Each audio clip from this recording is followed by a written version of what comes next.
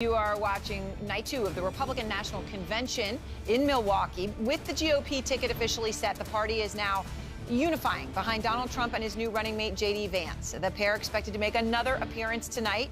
We're told a little bit earlier even than had been anticipated, as Trump's former Republican rivals take to the stage, including Nikki Haley, as well as Ron DeSantis and Marco Rubio. All of them will be speaking.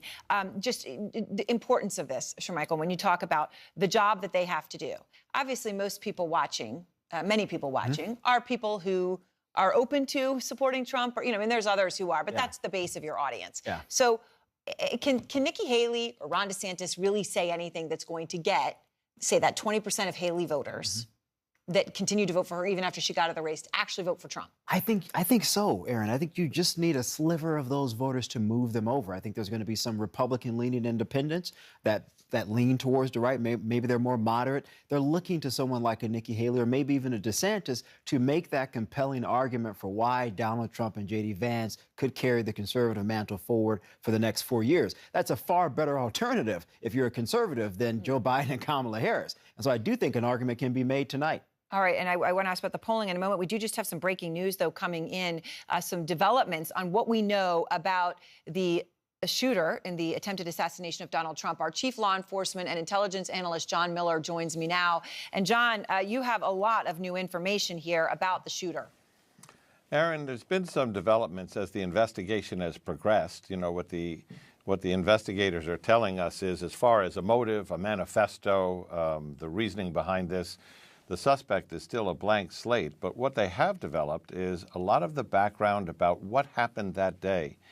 They know that he went to his employer at the nursing home where he works as a dietary specialist before this and said, I need Saturday off. I have something important to do. But he told his coworkers, I'll see you on Sunday. So he changed his days off, presumably for this. We also understand that when he got to the fairgrounds where this rally was being held for Donald Trump, the first thing that puts him on the radar of security people is near the magnetometer area where they're screening people in. He's carrying in his hand a rangefinder. It's a device that looks like a small pair of binoculars, but it's used by shooters to measure the distance when they're setting up a long-distance shot. Because he didn't have a weapon, that would not have prevented him to go through security. But they did flag, what does he have this in his hand for? At that point, they told people, keep an eye on this guy. But then he leaves the secure area, the staging area, and he doesn't turn up again for some time until the crowd says there's a guy crawling up the roof, and it appears he has a rifle.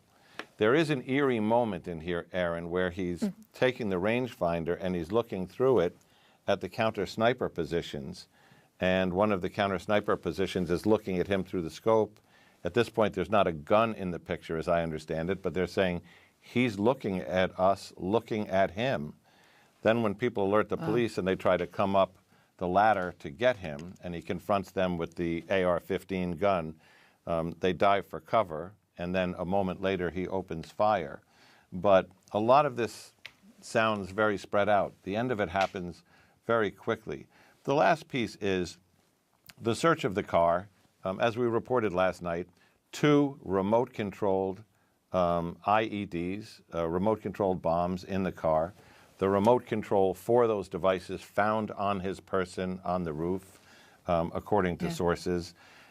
3 fully loaded magazines with nearly 100 rounds, a bulletproof vest.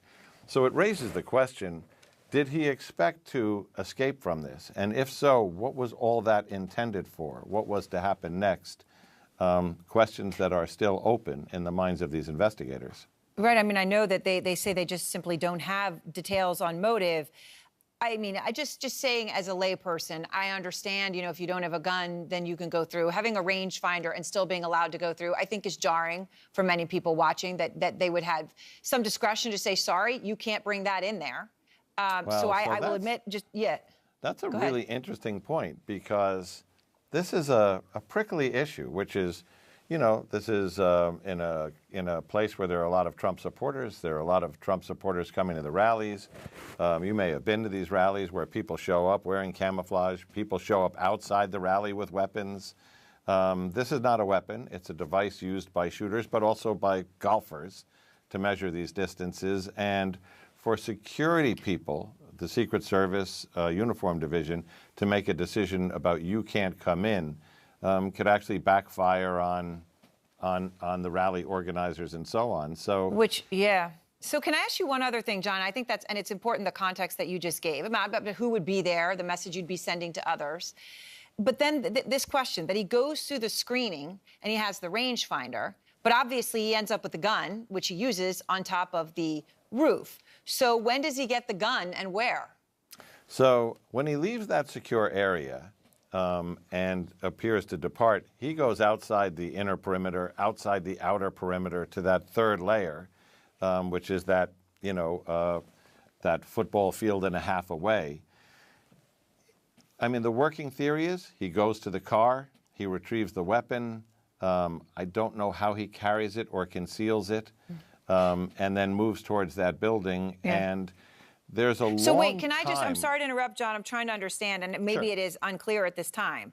But if you clear security and the metal detectors, you can get back all the way to your car to get something and not go back through the metal detectors? So to be clear, when he was in a secure area with the rangefinder, there was nothing that would have stopped him from clearing security. He leaves that area, then he goes to get his weapon, presumably, but then he doesn't go back into the secure area. He's way outside the perimeter where they're doing security screening.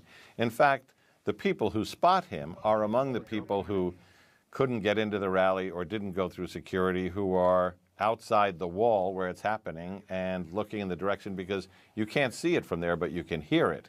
You can see it if you're on the roof. Right. All right. And I mean, just crucial and incredible details here, especially bringing that scope in through security. John Miller, thank you so much, breaking all of those new details for us.